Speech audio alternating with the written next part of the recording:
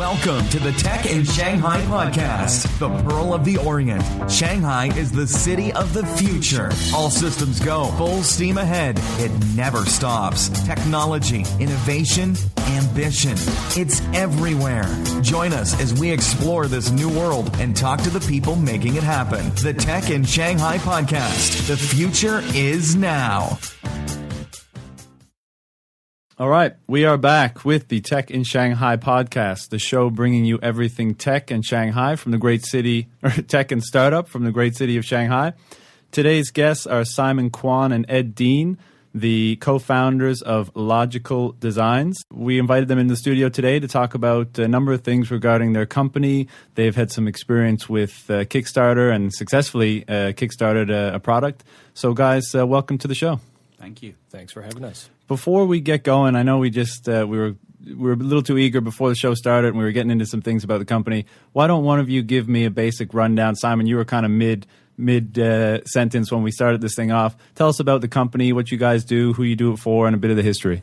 Okay, so the company is LGCL Designs, and we started out as a company with the vision to develop products that basically solve problems for niche markets, like user scenarios and pain points in consumer electronics and accessories that a lot of the major players and the existing brands weren't addressing for one reason or another. We can only, guess. That would be conjecture, but all I know is that there were times, and I think all of us as consumers have experienced a time when we had a problem to solve that, or we were using a product or needed a product that did something for us, and we went out on the market, we went to Amazon, we went to the stores, whatever, and we couldn't find something for us that solved that problem. And so a lot of times as a consumer, you give up, you go, oh, well, or I'll settle, I'll compromise, I'll buy something, or I'll hack something to make it work. But as an industrial designer and an engineer, I decided, I can't settle for that. I should come up with a solution. And so that's kind of how it started, is I started sketching up and concepting this case that would hold SIM cards and the SIM eject tool while I traveled, because traveling with an iPhone, being an iPhoner, traveling around, paying crazy roaming rates, right? Sure. So anytime I go to another country, I buy a local SIM card. Right.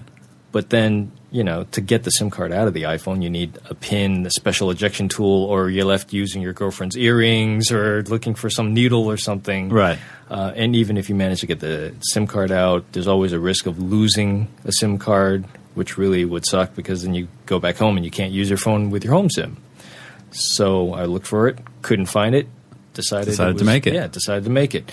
And Ed approached me. Ed and I had known each other for a while, several years in Shanghai. We used to work in a sort of an open office environment together at different companies. Ed owns and started up a different company in a completely different arena.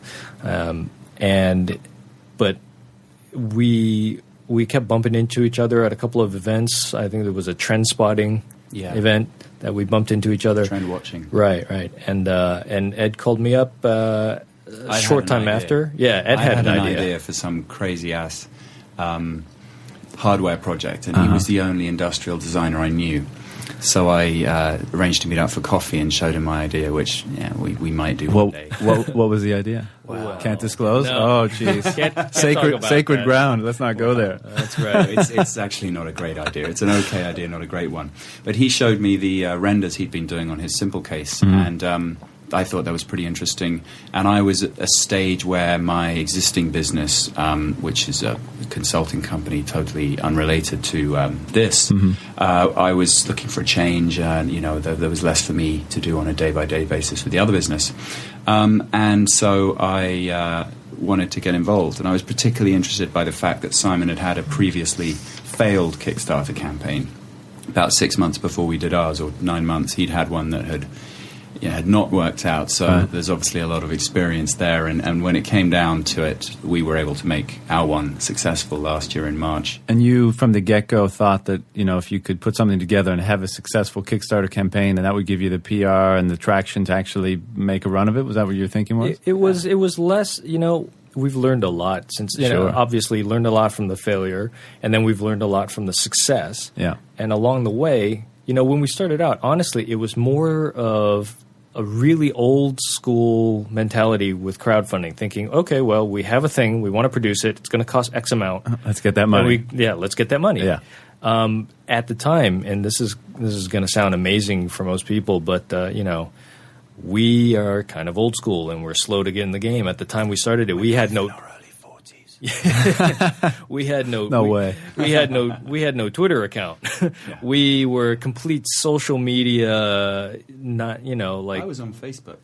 Oh yeah, we had. Hey, there you go. Yeah, we had Facebook and LinkedIn, but we knew nothing really about engaging the point is, social media. From a business perspective, we were off the grid. We Right. had nothing to start with. And you weren't familiar with how to use those avenues to generate PR, traction, word of mouth for the whatever you were getting engaged in, right? Yeah. A bit naive about the whole "if you build it, they will come" kind of Right. thing. I mean, we knew we had a product. We knew from talking to other people who had shared the same kind of pain that we did, that we knew there was an existing consumer base for this thing. We didn't realize how much work it would be to go out and reach them. Now, are you still referring to the first try, or you guys together? The us together. Okay, Yeah. all right. And that one of the things that made me interested in working on it was, as soon as I saw the idea for the case, I knew it was a newsworthy story, and I figured that was worth going with, and that was proved right, because in the end, we got picked up by TechCrunch and Mashable all within the first week. Wow. Of being on the Kickstarter campaign? Going live. And I suppose there's three main benefits for a Kickstarter, which is the most popular one, or for a crowdfunding campaign. And one is you get to test the market. Two is you get the seed funding up front if you're successful. And three is you get the marketing, because by dint of being on there and having a newsworthy product, people pick it up. Mm-hmm. But we'd actually had a piece of luck. About 3 days before we were going to launch R1, some guy in England kickstarted a Death Star. Yeah. Joke campaign. So joke campaign. I don't know if you know the history, but the Obama administration opened up petitions to the American public to say, if you have something that you want the federal government to seriously address, you can start a petition, you get 100,000 signatures or whatever, and the government has to look into it. Right? They can't just ignore it. Any sort of project, infrastructure, anything. Whatever. Right. Death Star. Right. So a bunch of Star Wars fans got together and basically petitioned the government to 100,000? look into. I think so. I think it was a huge amount, and That's they got awesome. one person writes a petition, and a couple of people start pushing the cause. Sure. And with social media the way it is now, you just get everybody's signature on it. I mean, it's actually probably not that hard to get 100,000 Star Wars fans. And that's just the kind of thing that people like to do on social media. Like anything that's actually legitimate and could help. It's like, man, I'm not really interested, but Death Star to the government? Yeah, we'll back it. So the whole premise was the fans were asking the feds whether or not to basically do a study to figure out how much money it would cost to actually build a Death Star to defend the Earth against intergalactic threats. Right. And the government, I don't remember the name, but the guy who was in charge of the response team, I think he was like part of the NASA or something, or the defense program, space program, he actually wrote back a really great reply. He actually took it pretty seriously and wrote back a really humorous and intelligent reply, but it was a decline. It was a no, right? So the guy in England used Kickstarter to basically, riff off of this and say, okay, well, if the government won't do it, why don't we crowdfund our own, Death Star. Yeah. Let's raise enough money. What was it, like a couple of $1 million to buy enough chicken wire and whatever to wireframe one. To wireframe a Death Star. So we're sitting there about we 3 days loved the before joke. launching. It was hilarious. Totally. So we're Who wouldn't? 3 days before launching. And Simon shows me this, and I'm like, well, we should, you said, let's do an X-Wing one. Let's do an X-Wing squadron. And I was like, yep, do it. So and we did. We wrote it out right there. We wrote it. We wrote it up. We were at Brioche Story Cafe on Yenping Lu, and we wrote up already drafted it, and clipped a couple of images, right, and just submitted it to Kickstarter. And lo and behold, the next day, like less than 24 hours turnaround time, they approved it, and so we launched it. And so we were crowdfunding an X-Wing squadron. Right. That's amazing. But let's just pause for a second. For those people, including myself, who aren't totally familiar with Kickstarter, Can you just? I mean, do you just have to tick a number of different boxes and you can kickstart whatever you like? I mean, it doesn't have to have any bearing on whether or not it's Kickstarter for legitimate projects. Kickstarter has a very detailed bunch of guidelines and rules, exceptions, projects that they will and will not fund. Yeah. Things like that. But this was a joke, and it was obviously a joke. And because up until recently, actually very recently, Kickstarter had human eyes critiquing and looking over every project submission, it reached the right eyes. They already had approved one joke. Right. And it was just very cool of them to let us do a rebuttal, because somebody was funding the Death Star. The Death Star is evil. We can't stand for that. So, we're on the side of the rebellion. Right. It was very cool they let us do this. Yeah. And we had a lot of fun. Because it all got picked up. Yeah. And then I think that BBC show Click, it was on AOL, it was on a bunch of stuff. It got out there that there's a Death Star. It would, something and like look, that, there's yeah. an X-Wing. And you guys just came up with this at a cafe down on Yongkang or something. In response to the Death Star one. But this was all 3 days before our planned Kickstarter launch for our real product. Mm-hmm. So, of course, when we did launch that 3-4 days later, we were able to tweet people saying, we're the guys behind the X-Wing Squadron, but here's a real product. And that's actually how we got connected with how it got picked up in TechCrunch. Yancey, right? Yancey Strickler. No. What was it? With Daryl. Oh, Daryl, right. right. One of the writers. Mm-hmm. And are you guys saying that was an intentional strategy? Like, let's get some funny, some press? No. We were having fun, but when you saw the turned impact viral, how would you would be an idiot not to at least use that as a bridge to make an introduction. Yeah. Right? And we were prepared for them to say, oh, okay, well, okay, whatever. We thought the Death Star thing was funny, but we don't care about your real thing. We were prepared for that reaction. Yeah, sure. Yeah. But actually, I always thought it was people were really idea. nice about it. I always thought it was a news idea. It's fantastic. I mean, people listening might even take notes, and if they're going to launch a real product in the future, they'll be like, oh, what can I do for a little viral PR before we do this? Yeah. Before we get into the Kickstarter story with you guys that you're on now, with the product that you have now, you mentioned that you'd done one prior. Yeah. Can we talk about that a bit and maybe? Yeah, really, really simple. Yeah. It was a product it was an accessory for an iPod. iPod watches were all the rage, and I bought a couple of iPod watches, and I was like, oh, okay, cool. But the Pocket Watch was also an interesting form factor, and there hadn't been a Pocket Watch version, and so just being kind of naive and not really thinking about it from a business case, I decided to design something that was more like a piece of jewelry that would be more appealing to women. Because a lot of these iPod wristwatches were just big, hunky, masculine, industrial design things. Yeah, they're all for guys, so not really for women. But a pocket watch, with a closed cover, you could ornament the cover. You could do a lot more things that were more jewelry-like. Sure. Wear it on a nice necklace and all that stuff. So designed it, got it prototyped. Without going into the details, I made a bunch of mistakes. First of all, if you're going to design an accessory for a product, make sure you're designing the accessory for the product near its early or peak of its life. I was designing an accessory for a product that was on its way out of its life cycle. Right. So interest was pretty much dead. Mm-hmm. Consumer demand was very low. It's like surfing a wave. You hit it from the front. You don't try to get it when it's past you. Sure. And then also the product itself was very expensive. I had never created a project before. It was complex. It was expensive.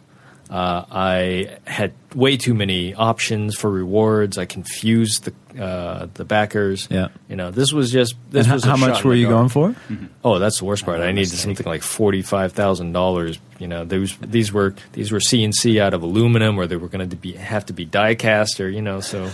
And your approach at that time was like a less informed approach to Kickstarter, right? Oh, yeah. So I need this money so I can get these products made. Yeah, just put it out there, right? Right. But also, one of the things that people often get wrong, is that they think that if you put your beautiful project page up there, well written, then the community that's on Kickstarter already will just rally around it. Yeah. But it's rare.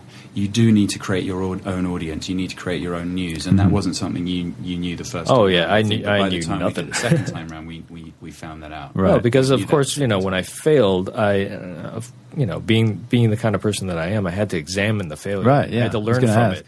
Yeah. So did you break it down? And you're obviously until you can have a failure, but until you actually have a success in the same realm, it's hard to determine all of the different variables that went into the failure or potential success, right? Yeah. But did you break it down and try to see where you could, okay, I didn't break it down everywhere. Hindsight is 20/20. There's nothing like Monday morning quarterbacking your own plays. So yeah, you look back on it and yeah. I think with all due respect, Simon, first time round you got more wrong than you got right, probably. And that meant second time round, it was failure is a great teacher and all that. So. Sure. Well, the first time I went in, I was naive, and it was more of and the project itself was more of a ego-based project. I wasn't solving anybody's problems. I wasn't producing value for the world. That was the other problem. The design itself, as pretty as it was, it wasn't a value add. Nobody in the world needed this thing. And that's the other thing you have to consider is no matter how well you orchestrate your campaign and how savvy you are at generating PR, if the core value proposition isn't there, if it's not useful or doesn't make it isn't desirable to people, then nobody's going to care. Yeah. Maybe you'll get a million eyes to look at it, but still nobody's going to back it. Sure. Like that Y Combinator poster which says "Make stuff people want." Yeah, and we talk about on the program a lot with other entrepreneurs about two things: focusing on the problem, not the dreamed up solution that you'd had originally in your mind, right? Because that the answer to that problem, the solution to that problem, could change several times throughout the course of your company or what you're trying to work on. Versus a lot of people have these great ideas, whether it's hardware or software, and they think, oh, that's a sexy ass idea. I want to go and build that, and it's going to be huge, and everyone's going to pick it up, and it's it's scale all across the world. But they forget to focus, have a laser-like focus on that problem rather than that idea that they came up with. Right. Well, I'll go a step further because if you're focusing on a problem, the problem better be related to people, right? Because problems can just be technical challenges as well. Right. And, guys who are geeks and inventors and engineers and scientists, we get a thrill out of just the challenge of resolving a technical challenge, right? Can it be made? Right? Can it be done? Has it been done before? But a lot of times still people don't ask, well, should we do it or does anybody care if we do it? Right. Right? So that's one of the things that, it's really ironic because I went to grad school for ethnographic design research, qualitative research on people to understand behaviors and interactions with objects and environments in order to empathize with them, in order to understand their needs, in order to create products and environments and things that help them navigate and, live in their world. Ethnographic design research. Yeah. That was your major? It was design research, yeah. But, it was the research was based on sociology, social sciences, anthropology. Wow. So ethnography is derived from anthropology. Sure. That's right. I can imagine that would be very fascinating. It was brilliant. It was the only time I really enjoyed school in all my life. So that's basically looking how different races, peoples, societies, everything engage with design? Well, I can see what you think. Like when you hear the word ethnography, people immediately think of race, but it's actually it's not at all. It's really just about cultural behavior. So the ethnography of a California biker group, the ethnography of an airport lounge traveler, the ethnography of a grocery store shopper. Right. Yeah. So in every population, depending on activity or whatever, there are groups, and you can find cultures and subcultures, and you can divide, and you can look at it narrowly and deeply as you want, or you try to get a broader scope. It really depends on the scope of the work. If it's pure research, or for what we do, it's always kind of it's a bit more commercial. It's commercial ethnography.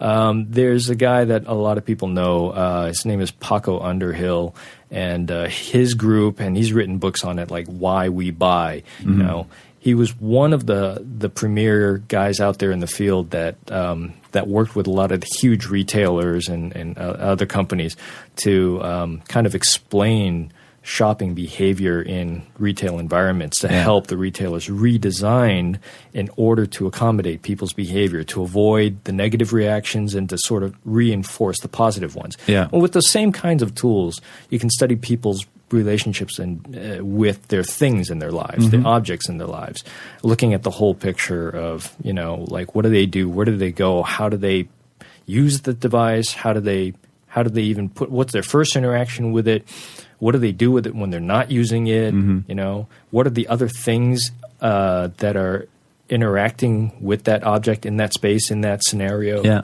So the idea is to build a deeper understanding and an empathy with the user. Because a lot of times, in the case of the simple case, I was the user, right? You know, so I designed it for people like me, and luckily there's enough people like me, right? And it worked out. But you can purposefully look at a project that, or a situation or problem that's not related to your wheelhouse at all. Like, so we could apply the same methodologies and study nursing mothers and looking at breast pumps.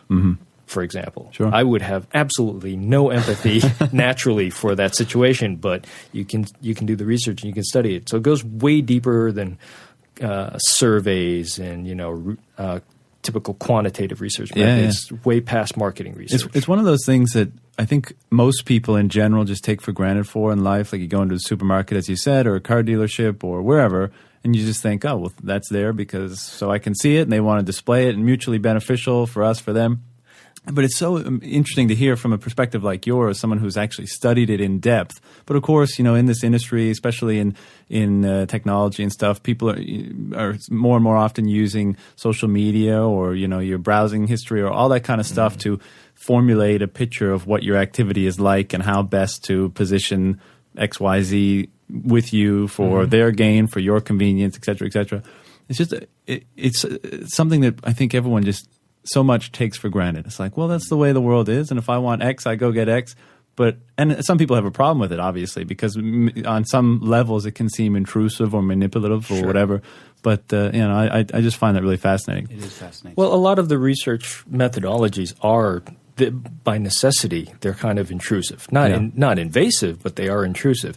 The ethics of it is really in how the researchers and the owners of the information, what they do with it, how they act on it. Yeah. You know, do they act Absolutely. on that Like anything, information like any tool, in the right? best interest? Story about Facebook today.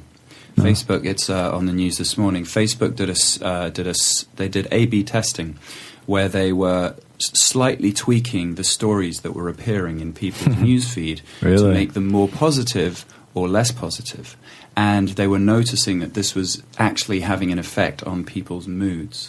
So a lot of people are up in arms about this because it's manipulative. Well, hell, if you change the font, you can actually change people's moods too. Well, yeah. We've actually, I think, a prior podcast, we went into depth on this whole issue of privacy and stuff. You know, 15 years ago, people were nervous about giving their home address and their phone number out online, and certainly a lot of people had a problem, using e-commerce and paying with things with their credit card. Yes. And now pretty much your entire life is online. You know, your friends, where you are, where you're eating, what you like, who you're with, all this kind of stuff is there. And I think, what we were discussing was, are we entering that age of like ultimate transparency where you either have to accept that your entire, the majority of your life, and increasingly so, is available for whatever prying eyes might want to see it, or just completely disengage from it? I think people are willing to.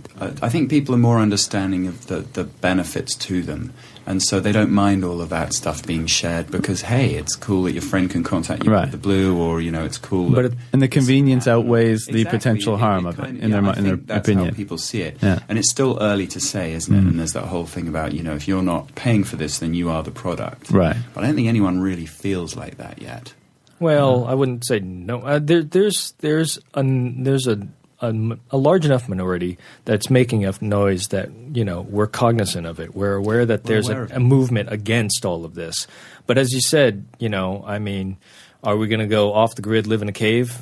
Or is there a point in fighting it? I mean, the trend is obviously toward further transparency and openness. So, I mean, do we just accept that with any power, as you were mentioning, people can do good, people can do bad? You know, we accept that for the convenience and entertainment of our lives, it's going to, you know, there's going to be a trade-off. And seemingly up to this point, we all seem to be making it, especially in this community. Yeah. Right. Well, there's always going to be opportunists. There's always going to be parasites and people who do bad things for their own benefit. Yeah. Damn the consequences. But thankfully, for the entire, you know, human race, the people who are out there that purposefully and knowingly do harm are actually in the very, very, very small minority. Sure. You know, most people are great. They look, you know, they just want to feel useful, valuable, enjoy life, have fun with their family and friends. I mean, that's most people. Yeah. So agreed. But anyway. So let's get back to the Kickstarter campaigns, right? So the first attempt was a failure, right? You learned a lot from it. Yep. And then Ed, before we get into the kind of you guys coming together and kicking off that campaign and all the details about it, what drew you? So Simon had the design pretty much mocked up. Is that right? Like when you guys first started talking about it? He had some renders on. Or at least an idea for what he wanted to do? Yeah, it was. I mean, it was a further developed. I don't think you'd prototyped yet. Maybe you had. But Can't remember, honestly. But you had renders of this cool-looking idea, and you know, a SIM card containing iPhone case was something I'd never heard of because it didn't exist. And I go on. No, I was just going to ask you. Prior, were you involved in tech? You know, I know you had a consulting business. I think you mentioned. I still do that. But I studied Spanish at college, which isn't massively useful if you're not in Latin America. And then I worked in London for 5 years in what at the time was called a new media agency. Now it's called digital. But back then it was new media. It was like 98 through to 2002. So I was always in a kind of marketing, advertising, website related role because it was all wrapped up in one. And then I came over here to Shanghai in 2003 and set up my other business, which is a consulting company, as I say, focused on customer experience. So we work with a lot of retail brands and hotels and restaurants. Why'd you come over? I came over for every reason in the book, actually. When I think about it, I could list out 50 reasons I came over. But broadly, I wanted to leave London for a while because I wanted to go and have a bit of an adventure. If I stayed in London, I was 30, and if I stayed in London, I'd probably meet a nice girl, settle down, and never leave, right? So I thought now was a good time, because I was still single, to go away. And ironically, I would have gone to the States, but you can't just rock up there without a visa. So, well, not a green card anyway. So, and I say ironically because my wife is American now. Oh, okay. So now, funnily enough, I would be able to do that. But yeah, Asia was the obvious choice, and within that, Shanghai was the obvious choice. Okay. So after 8 years of doing this other business, I was looking for a bit of a change. So, yeah, I sort of always had a creative bent to what I was doing, I suppose you could say. Is that fair to say? Yeah, no, Ed's very creative. He's a great partner to have, even though he doesn't come from a design background. He has a great critical eye, and he does question a lot of things. And a couple of times he's challenged me, and he's brought his challenges have forced me to kind of like take my design to the next level, to challenge myself further, to skip over the obvious solution. Right. And those challenges do very much come from the experience in London, say, of sitting with briefing a creative team and you know, you've got in your head what the client wants. In this case, it's what I think the end customer wants. And you challenge the creatives to say, well, that's okay, but, you know, why isn't it like that? And you push people a bit harder. Yeah, you know, that experience at some of the, you know, useful. Bigger, or that prior experience before you go into quote unquote startup, you know, is something that gets overlooked a lot, but more and more mentioned by the people that are actually successful startup entrepreneurs. And a lot of them say that their prior work experience, you know, they weren't the 20-something out of the garage. They were the 30-something after 10 years of a job that they learned a lot, but wasn't necessarily giving them that fulfillment and that creative outlet. Yeah. But they were able to use a lot of the things they learned there when they did begin their startup, and it was really an asset to them because, like you said, the way of looking at things, the way of breaking down things, analyzing things, approaching the relationship with partners and things like that, you have that experience in your back pocket, and you kind of are probably better equipped to approach it, right? Yeah, I would absolutely agree. I never would have had the guts or the nous to start up a business out of college. Right. I just they always, there's this debate that goes on about whether entrepreneurs are born or made. And I don't know. I wasn't a born one though, but I'm a made one. Right. But I spoke to. I'm a member of this group called EO, Entrepreneurs Organization, which I get a lot out of that. And we had a great speaker, and I said to him, "Well, I'm not a born entrepreneur." And he said, "Are you sure about that? Because even though it was 5 years working for other people before you started to do, are you sure it isn't something that it's sort of hardwired?" And was it something that was always floating around in the back of your head? Do you know it was? Yeah. When I think about it now, I've always, had ideas, and I've always wanted to do different things slightly. Right. And but I never quite knew. And London is a very, very developed, mature market. It's hard to start a business there. Yeah. Much harder than it was to come here in 2003 and start one here. Put it that way. Because it seems like a lot of people that echo what you just said about being born an entrepreneur or being forged into one. A lot of the times, they seem like they're almost one and the same. It's just that maybe the ones that get considered to be born entrepreneurs just acted on that impulse earlier. So many people in this industry, myself included, and a lot of other people we speak to here on the show, they're, whether they've got a year or 10 years of experience behind them in a corporate or wherever else, they were going into work every day, and what they were focusing on and what they were daydreaming about and what they, consuming, what was consuming them was not their day-to-day work. That was the chore, right? Whereas the idea that they wanted to act on was just floating up there. But it's so hard if you've got a comfortable living and you like your apartment, all these things. It's so hard to break free from that. But a lot of people have passions for most people are more passionate for things outside of their work than they are for the things in their work. True. But most people treat those as hobbies, right? And not every passion becomes something that you can actually make a living at. Absolutely. So they remain hobbies. If you're really, really lucky, you get to, apply your professional skills towards doing something that you enjoy that actually results in a living wage. I totally agree. And I think it's one of those things that it's lacking, when we talk about the educational systems, wherever we're coming from, is that it's not cultivating passion enough. Because as we grow... That's not what the education Of course, it's not what it's for, right? It's to churn out workers to continue to make things and do the hard work so that the elite 1% continue to enjoy life. Yeah, and I think, there's many different ways of looking at it. You can look at it from the very sinister point of view, and you can look at it from a more of kind of... practical. Yeah, that's sort of like a emergent point of view, in that, it just gets formed around what is immediately available when you come out of that educational system within the infrastructure of the societal and economic system to just slide right in and start making a living wage. But I totally agree with you, and I think if we did cultivate passion more at a younger age, then people wouldn't have to be so lucky to have that passion that could be turned into something viable when they get out of school or whatever. Right. Well, the irony or the result of that situation is now that we've seen when companies collapse and people who have given the better part of their lives to a company end up with nothing, not even a pension, right?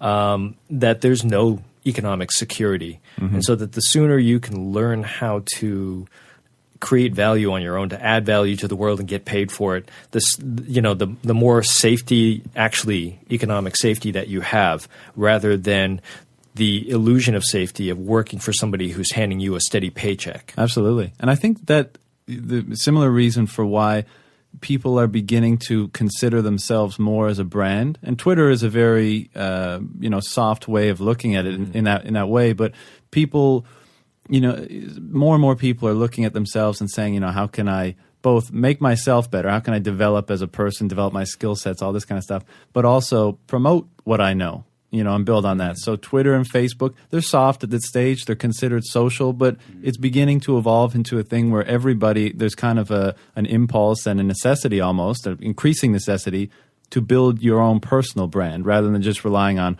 well, my name's John, but I work at Microsoft and, I give my paycheck. I think it's one of the most exciting times the world has ever known. Oh, absolutely. It's obviously why you're here doing your show, right? Yeah. I mean, it's huge.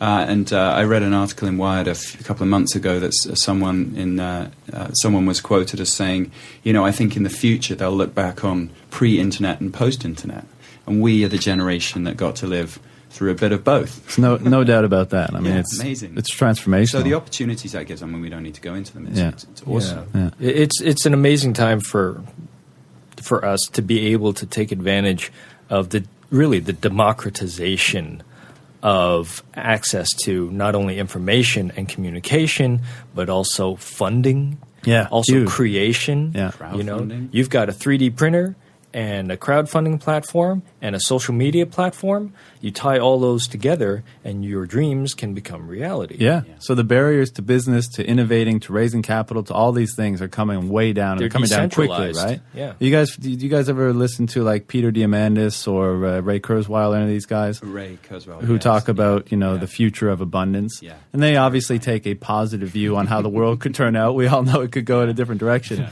But, they're basically talking about the exponential growth of technology and how, every so often, however many years, and the exponential growth in technology is X. And by the year 2020, then 2040 something. 20, it's going to be so fast. I don't know what they say. But, you're going to basically have access to everything, and everything's going to be immediately connected to everything else. And I think big rabbit hole for sure. But singularity. what's going? Yeah, exactly. But what we're seeing now, and we'll bring all this right back around to the Kickstarter campaign. But it's for the first time, it's kind of making you think like, well, things are getting pretty strange, awesome, cool. Like I could see them getting. Whereas before, in the 90s when guys talked about this kind of stuff, you're like, yeah, maybe lay off the pot a bit or whatever. But now when you listen to them, you're like, wow, shit, like things are getting that way. It's the speed, the acceleration is what's catching everyone out, I think. Right. And I remember the first time I saw an iPhone in my friend's hand about 5 or 6 years ago, probably maybe 7. And it blew me away. I was like, wow, you can do that and you can pinch and zoom. And now how commonplace is it? Yeah. And how commonplace is everything you can do with it? Yeah. So it's the speed of it, the acceleration that's... But amazingly, there's many industries that are still... when you've got a paradigm, everyone follows the paradigm. People generally, I don't know, you don't even question it. And then along comes somebody who finally disrupts it and goes, why does it always have to be this way? Why can't we do it the other way? And then you realize, oh my God, this is so much better. Why didn't we do this sooner? Yeah. Right? Just a case in point, I got a new camera recently, and it has a full touchscreen menu and stuff. And my previous camera was a great camera, but you still had to button press through the menu structure, and you had to remember which one to back up and which one to go forward. And this is a decade into touchscreen menus, and it's like, why are cameras still, why is any digitally controlled device not using modern technology? Why are we still doing button presses? That's what any great technology does, right? It makes you wonder how it could ever have been otherwise, when you're using it. It's like, how were phones ever not the way they are now? And 10 years from now, when we have God knows what, we're going to be like, oh my God, what an archaic thing the iPhone 5 was. Yeah. But anyway, so bring it all back. You guys hooked up. You, Ed, obviously saw something intriguing in the design that Simon had mocked up. You guys, had a social relationship. You were kind of getting that itch, that, entrepreneurial startup itch. Put it, yeah. So that's where we are. You guys carry it from there. Well, I'll jump in with my Kickstarter question. We were successful in the Kickstarter program campaign, and that was awesome. And right, so we did the viral Star Wars thing, and then you launched the campaign, and you were shooting. It was much harder work than we thought. It was 6 weeks of us staying up on Twitter to launch the campaign. No, to get it over the edge. Oh, okay. The first few days were brilliant. When the TechCrunch and then the Mashable.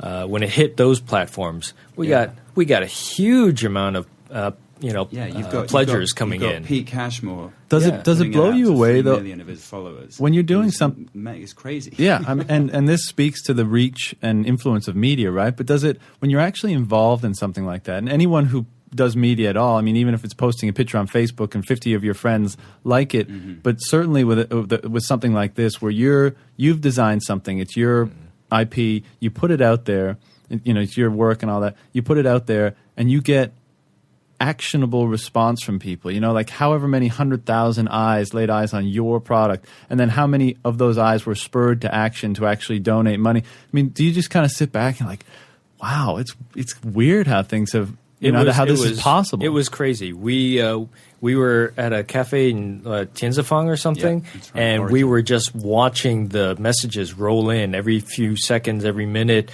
There's another pledge. There's another pledge, and we were like, "Oh, right, that's awesome." And then I'll have another beer. and then you're slapped with reality. A week into that, after that, you are yesterday's old news. Right. You are not on the front page. People can't even find you on the second or third page. And then you realize, oh, wow, Then you've got to start fighting. So we just, you're emailing, you're tweeting, you're just trying to get in front of the right people. Right.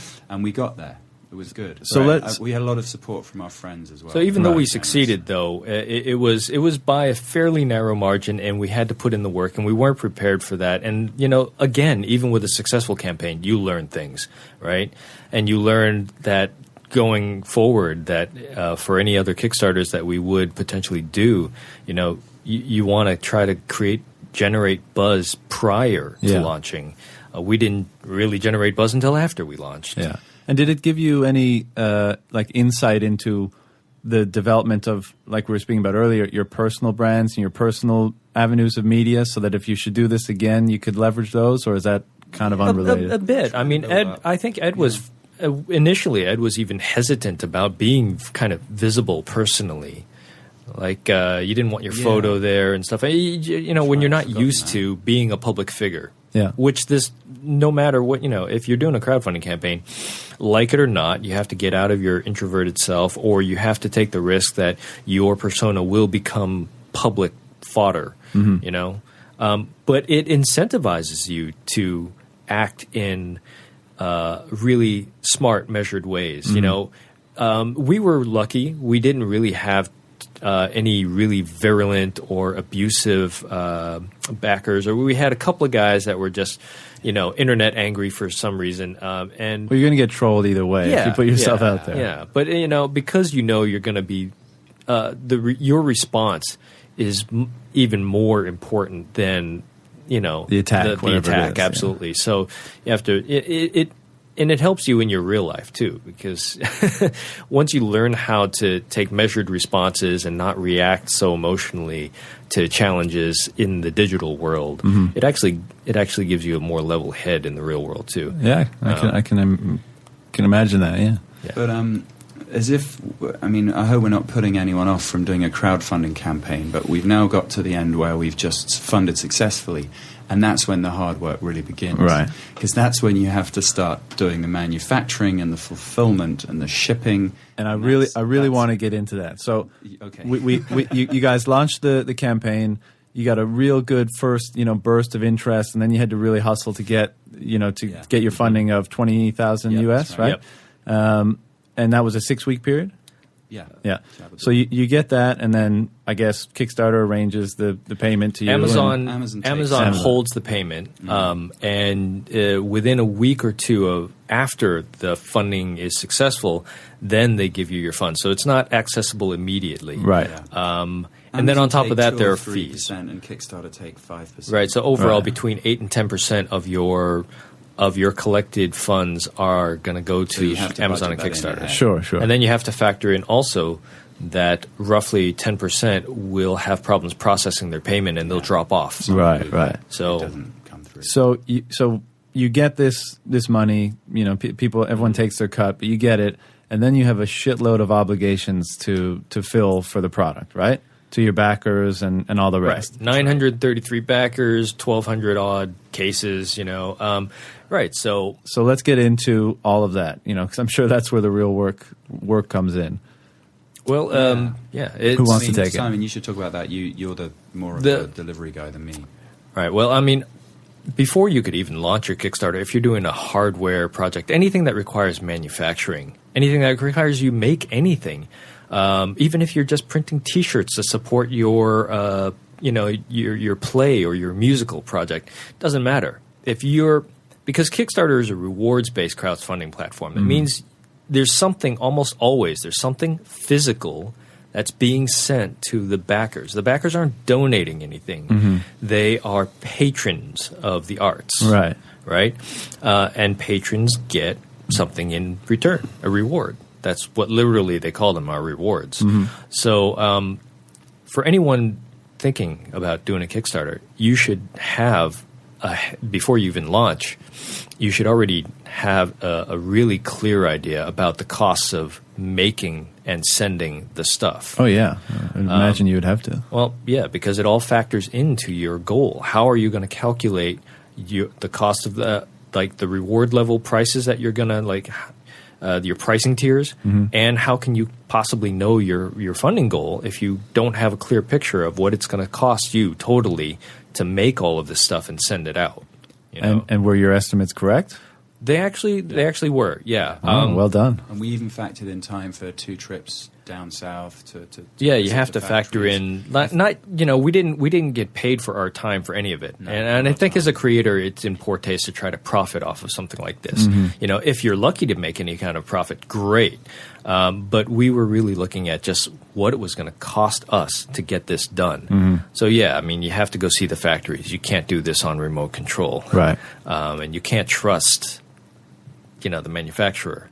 You can understand what you want to do and to carry it out. Right, because nobody, even if you've got a great manufacturing partner, still, nobody's as invested in you. Nobody understands the idea or the product or the design as much as you, and probably nobody will obsess about the quality of execution. Not there, yeah, because they're not. So was it hard to find a manufacturer for this project? The first one didn't work out well for us.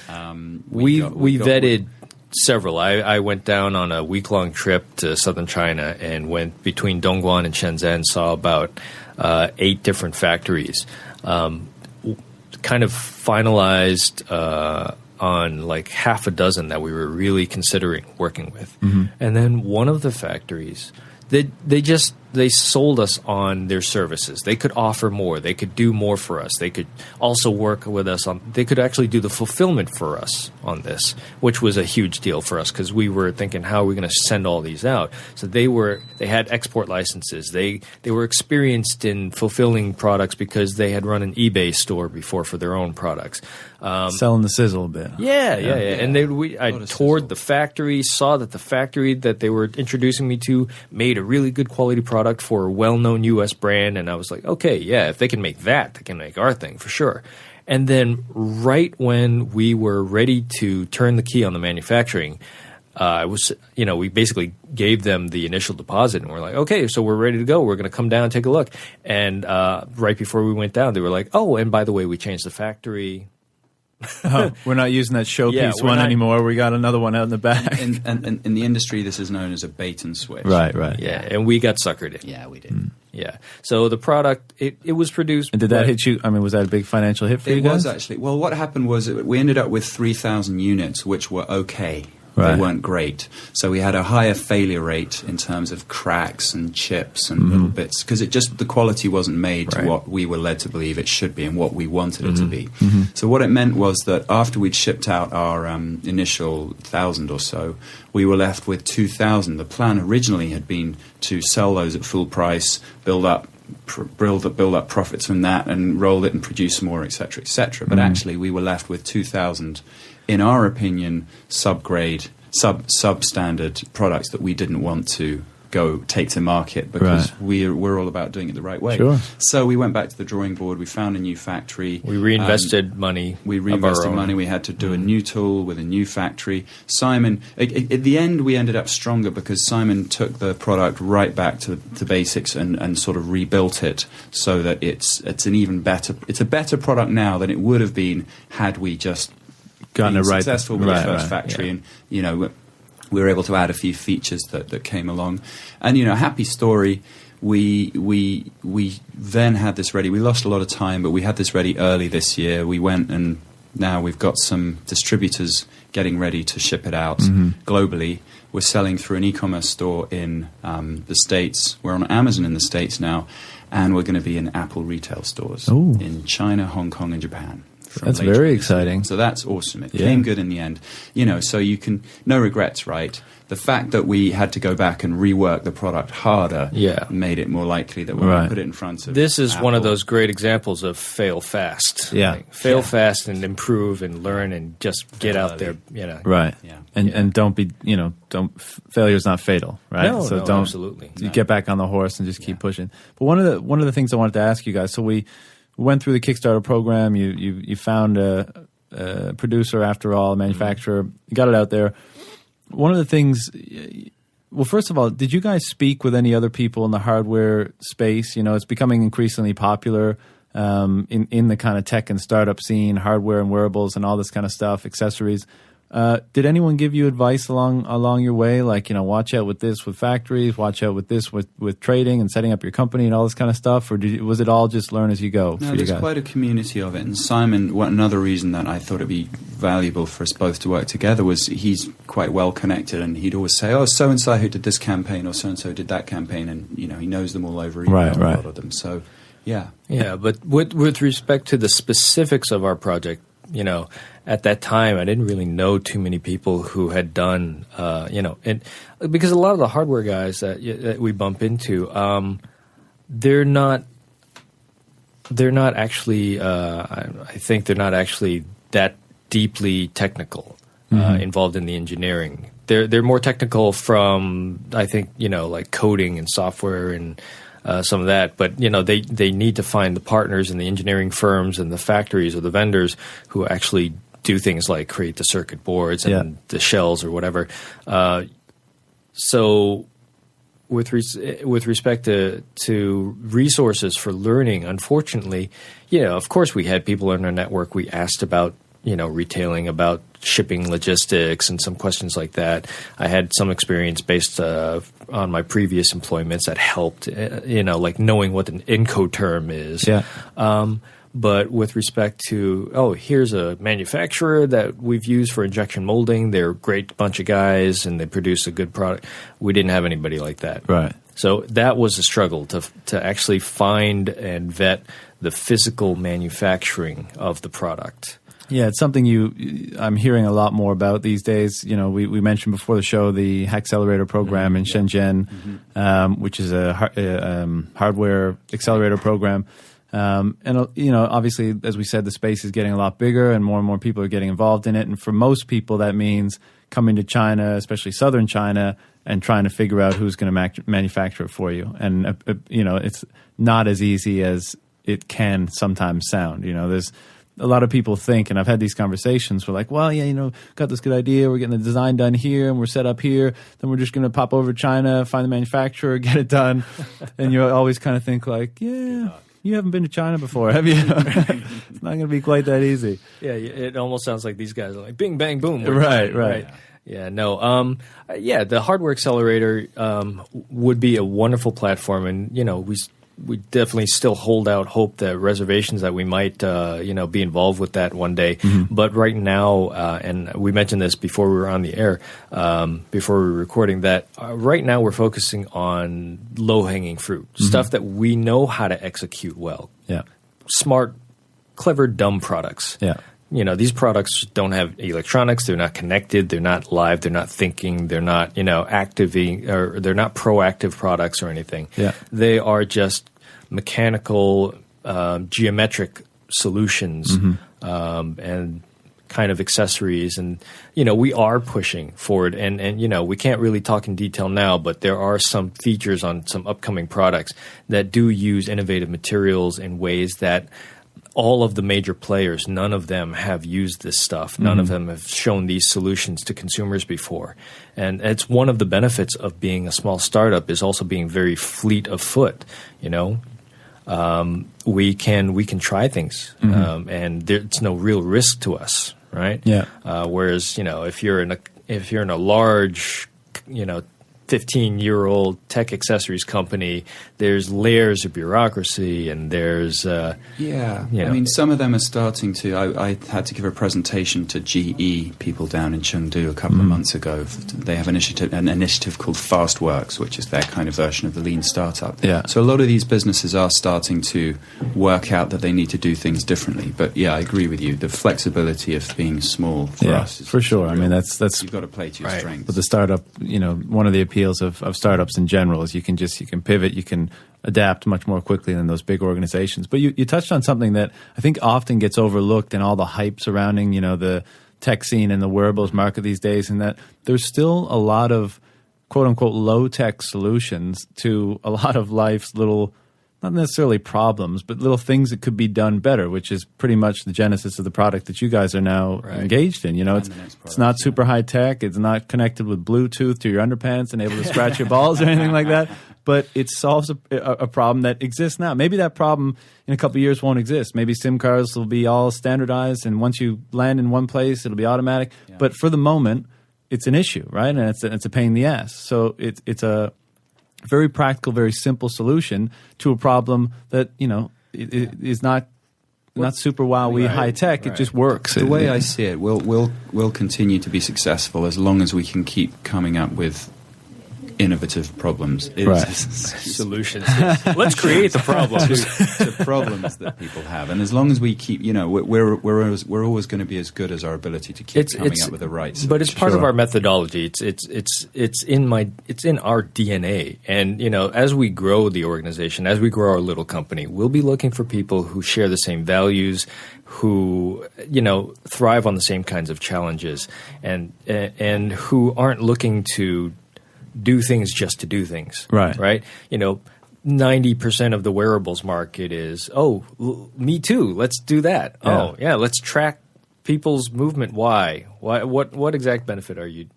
So many of those things are huge jumps too. Like with the whole wearables, health interface market, tracking all your different biometrics and stuff. Who knows who's going to be the winner in that space ultimately, and what solution the consumer market en masse is actually going to take up? It's such a big question still. What platform? What technology? What type of device? And those are huge leaps that people are trying to solve. And a lot of times the larger corporations are doing it because they have the capital and the funding and all this kind of stuff.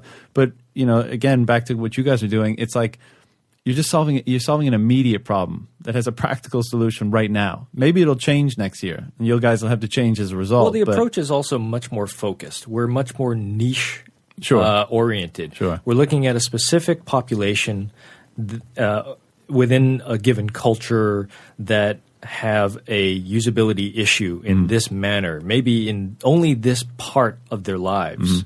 But it's such an irritation, it's such a pain point that every time they encounter it, it disrupts them, it frustrates them. So if we can just take care of that small little bit of frustration, we can take that irritation out. It streamlines and smooths out their lives, and that's what we're about. That's what we want to do, is just ease people's, ease their lives, just in small but significant ways. Right.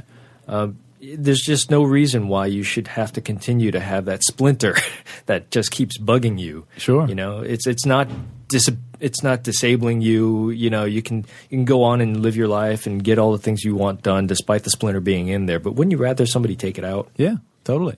So I meant to ask a little while ago. You mentioned that you're going to be in Apple retail stores in China. Is that right? China, Hong Kong, and Japan. Yeah. How did you pull that off? Friends of friends. This is one of the advantages of being in Shanghai and not Kansas, for want of a better place. Is I was at a drinks party, friend of Simon's, and one of the people there saw the case and said, I'm buddies with the guys at Apple. Do you want me to put you in front of them? And I said, sure, and he did. So, it's all about the network. You got to love that. And especially, it seems, we talk about a lot on this show, and in fact, it's one of the primary reasons why this show exists is, I think, and now everyone might have their differing opinions on this, but Shanghai to me seems like it's a city that could become a really great startup and tech sort of hub. It's got a lot of issues, but I think it's got Yeah. It's got, if nothing else at the moment, it's got like the energy or something. And I think it could become that.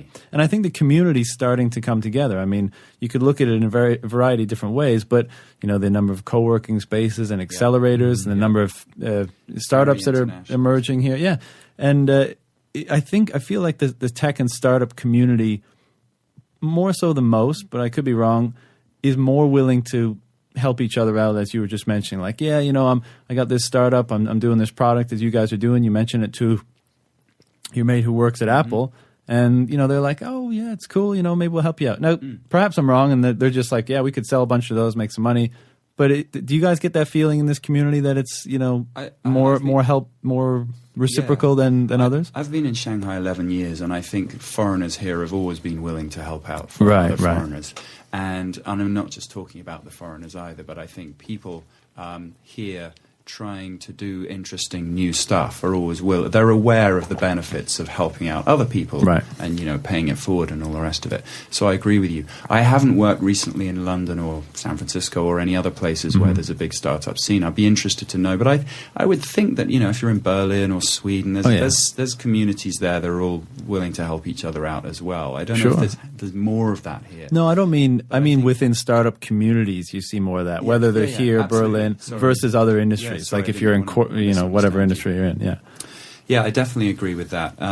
And I think one of the benefits that Shanghai has is it's so international. So international. We've all got friends from all over the world, and colleagues and co-workers from all over the world, and that's a real strength for it, I think. And for me, Shanghai is just a very modern place. I mean, in some ways, it's quite old-fashioned, as we know, but in many ways, it's a very modern place. In the same way that Japan, maybe not so much, but in the 80s, 90s, Japan was a very modern place. Not a Western place. It wasn't Western. No, not at all. Modern. And I think Shanghai is very modern like that. There's lots of stuff here that's cutting edge, more than people say in the States or Europe might realize. And I feel like for a variety of reasons, it's got that gusto right now. You know, people are after it. Doesn't matter what field you're in, art, business, startups, whatever. People just realize there's opportunity there, and that everyone's like really going after it. Yeah, there's a momentum. There's an inertia to this city and to the people in it. And there's a lot of, as Ed said, paying it forward karma, because you never know. You help out this person, they'll connect you with somebody who can help you out. Yeah. There's fewer than 6 degrees of separation between, you know, the person that you're speaking with and the person who could make or break a huge opportunity for you. Yeah. You know, in that way, it's a smallish sort of community, right? Well, Shanghai is an incredibly small, big city. Yeah. You know, it's got that feel. And when you're doing things that are positive and you're trying to move your thing forward, you keep bumping into the same people who are doing the same kinds of things, right? Yeah. So it's a wonderful place to be from that standpoint. But when it comes down to it, though, again, with anything in life, if the substance isn't there, it doesn't matter what doors get open for you. You know, it's nice to have the opportunity to have the meeting, but if you don't have your stuff together and you're not ready to impress somebody with your ideas or your product or whatever, then forget it. Yeah, you can't rely on the environment. You still got to bring it, but it's just, you know, it's a unique place to be. But being able to, and you know, from their standpoint, and you know, we're kind of talking about Apple again, is that from their standpoint, it's a really interesting opportunity to be able to speak directly with the decision makers and the creators in the company that can develop products for their specific market, for their specific consumer culture and market. Yeah. Because a lot of what you know, the retail, the products that they retail are kind of just sent to them from headquarters or sent to them from the West, right? With little or possibly no consideration of the different user scenarios or needs of the cultures in these markets that they're serving. So it's a wonderful opportunity for us and them. You know, we get to partner with a really incredible company, and you know, contrary to what anybody might be thinking, these folks are wonderful to work with. Yeah, they're really straightforward. They are absolutely not in the position of bullying you or making you feel small. Right. They're straight shooters, and we love working with people like that. Awesome. That's great.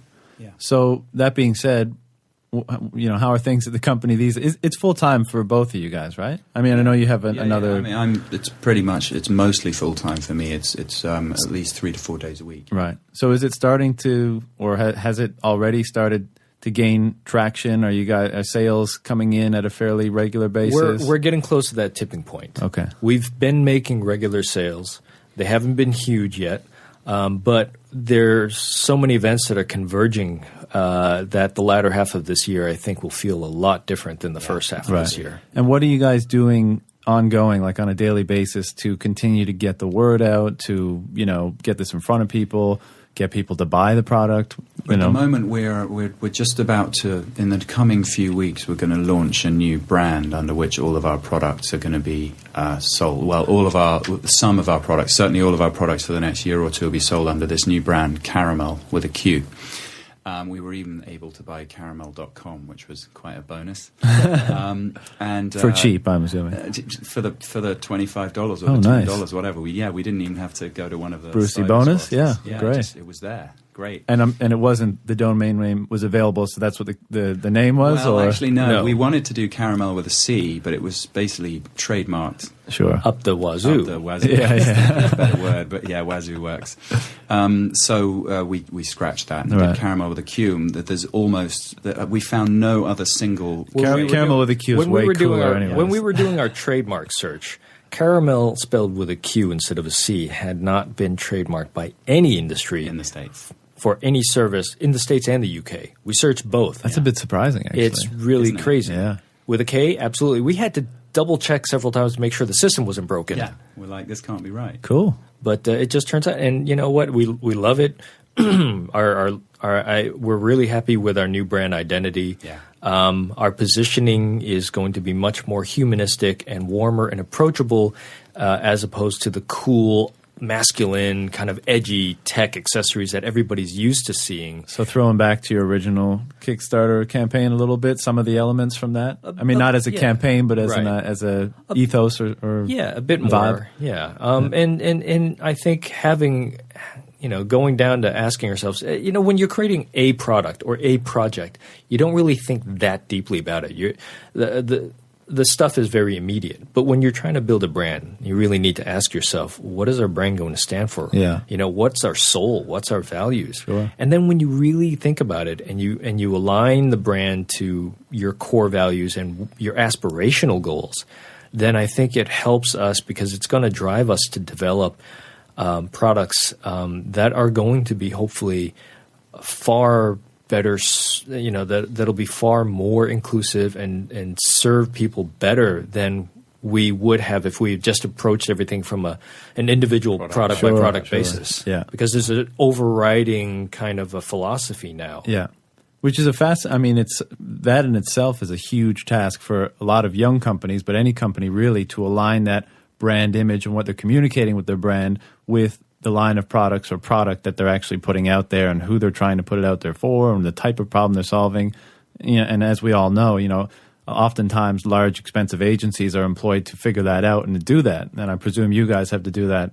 We're bootstrapped. Yeah, exactly. So you guys, because nobody else is invested as well. Outsource that's real corporate culture, core DNA stuff. Who are we and what are we doing here and why are we doing it? Yeah. And how do you represent that? We had to do that ourselves. Right. If you let somebody else dictate that to you, because you could pay somebody a lot of money and they could come up to you with a brand book and say, this is what you guys stand for. Right. But how did they come to that conclusion? Yeah. Well, if I can answer that, if they're good at their job and they're doing it right, they will actually be able to pull that out. That's and there's no dictating going on. But we. But I think to your guys' point, if people like yourselves can do it successfully and genuinely and have it really resonate with the product and the consumer or the market that you're trying to hit, then I think the value of it is that much more because it just comes across as being sincere and not manufactured. Well, I'll go further and say, just from a pragmatic standpoint, if you're a startup, you need to be bootstrapped for as long as possible. Sure. Don't rent an office until you need an office. Right. Don't take on investment that you don't absolutely need. Right. If, yes, we could have outsourced the graphic design. No, it's not the most comfortable thing for me to do. But you know what? by having to push ourselves, Ed included, also lots of skills, lots of things he had to learn to take on, logistics and transport and, international tax law and stuff, all this crazy stuff. It's not the most comfortable thing to try to learn yourself, and it may not be the most you may not ever, by yourselves come up with the absolute best possible end result. But it's kind of an 80-20 rule, right? Sure. You can get yourselves there. Yeah. With just a little bit of effort and some research and some diligence, you can get yourselves to the 80% mark. And when you are really, when you're cash flow positive and when you've got certain revenue coming in, then you can start setting aside cash, and then you can slowly get yourself that last 20%, which is going to actually require the other 80% of resources. Yeah. So. Yeah. And positions you, when you do get to that point, just to know more intimately all the different elements of what it is you're doing and trying to do, right? Because Simon's pushed hard to get me to outsource quite a lot of these sort of more menial tasks out to via Fiverr.com or any of these sort of virtual or online personal assistants or whatever. But I'm a great believer in doing it yourself, because you can't oversee someone doing something if you've never done it yourself. In my view, you can't effectively brief them and make sure that they're doing it as well as possible. You want to hire in an expert and work for you, and then you oversee them and you give them the remit to do it even better than you ever could have. Yeah, you got to be able to instruct them. If you've never and done it yourself, you're going to look like an idiot one day, because you're going to say something that proves you don't know what the hell you're talking about. Sure, I agree. So, guys, we're coming up on the end of the show. Just to bring it all around, just for, if people missed that last one.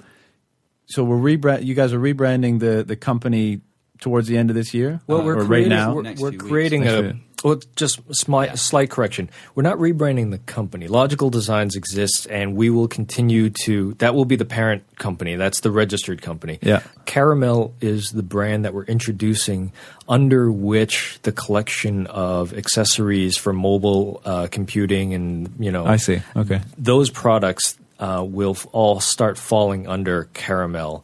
Logical Designs exists because at some point we have so many ideas, we have so many things we want to tackle in the future. There'll be other product lines and brands and stuff. That may not fit under the Qaramel brand, that may launch a new brand in another industry. Cool. All right.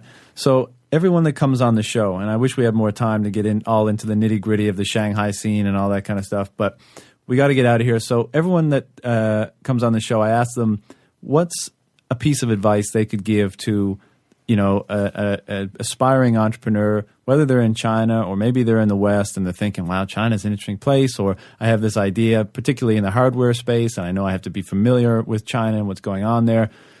I want to get a piece of advice from each of you. What advice specifically for China, or just for being an entrepreneur generally? Let's do that. Let's do an entrepreneur generally, and then let's do China. Go for it. Seems how you asked. Wow. I should have lots to say on that. Don't do it. You know what? Know what I would do? I wish when I was 15, and this book probably hadn't been written by then, Richard Branson, or Sir Richard Branson, as he should more formally be known, I presume, wrote his first book called Losing My Virginity, which basically talks about how he started off with nothing and grew to be Richard Branson. Yeah. And I would urge anyone to read that book, whether they're early on or later on. It's a fascinating book, and it really is very, very inspiring to see how you can create so much from so little, but just through the will to do it, and the self-belief and the passion and the willingness to get it all wrong and then start again and do it right. Yeah. I think in terms of advice, I mean, there's a million slightly trite things you could say. Sure. But and if you had longer, I'd certainly be able to say it. But that for me, read that book. Losing My Virginity is a great book. All right. And China? Simon, your turn while I think of it. My general piece of advice comes a little bit from my perspective as a designer and an engineer.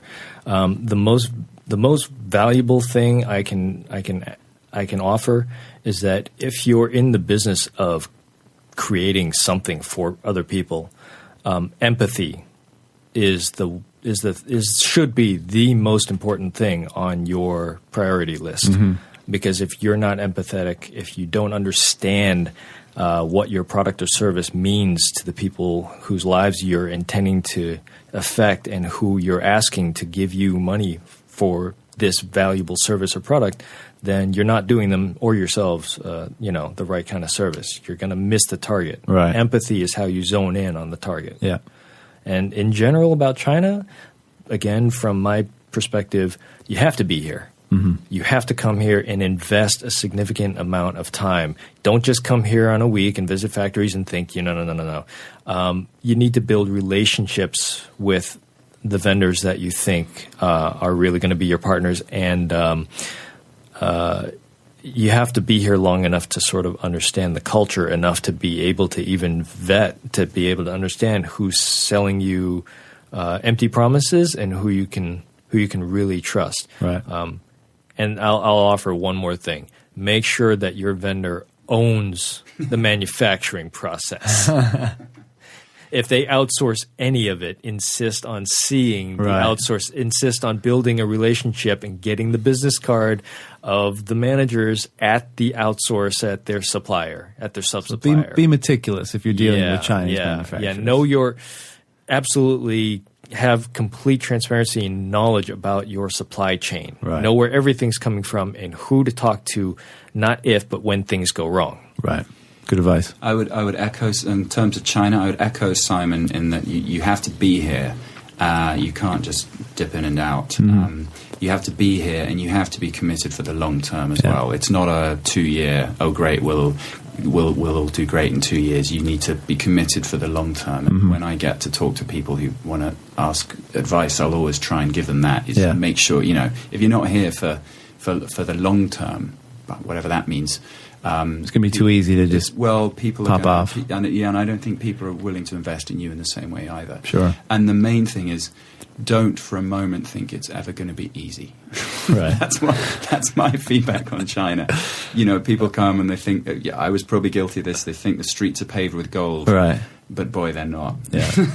Yeah. Great advice, and often echoed by many people on this show and other conversations. Just it's not a super easy landscape, but it's engaging. It's interesting. It's certainly we all often talk about it on the show how what's going on in China right now totally is I feel like it's a fairly unique environment and atmosphere. I don't think it's going to be this way. It won't be this way forever. When we look back, we will feel that we've been privileged to be here, part of something during special. This time, in the history of China, in the history of the world. Totally. Well, let's end it on that thought. So, guys, where can people get a hold of you guys if you're going to do any more Kickstarter campaigns or launching the new brand or Twitter, email? Where should people get in touch or look up you guys if they want to get into more detail about the product? Because I think it's a little bit difficult to fully describe how the product looks and its functionality. So if people want to pop on and have a look, where should they go? There's more info about the product on simplecase.com, and that's simple without an E in the middle, SIMPLCASE. And there's emails on there. We can be reached at info at or Ed or Simon at Logical Designs, LGCL Designs.com, all one word. And you guys are on Twitter and Facebook and all that stuff too, right? At Logical Designs, and we have a Facebook page, Logical Designs, which we're soon going to change to Qaramel. Nice. But Qaramel is going to be our main point of entry. Good. So everyone can follow you guys and keep abreast of any new campaigns or anything like that when they come up and all the great stuff you guys are going to be doing, right? We reply to every message we receive. We always do. Yeah. Cool. And we are Tech in Shanghai, of course. You can get us on Twitter at Tech in Shanghai. Our website is coming along very slowly, not because it's going to be great, but because I'm just very lazy. So that'll be up very shortly. And thank you, everybody, for listening. Take care. Thank you. Thanks, John. Bye-bye. Thanks for listening to the Tech in Shanghai podcast. If you enjoyed the show, subscribe to us on iTunes and follow us on Twitter at Tech in Shanghai for everything tech from Shanghai and China. See you next time.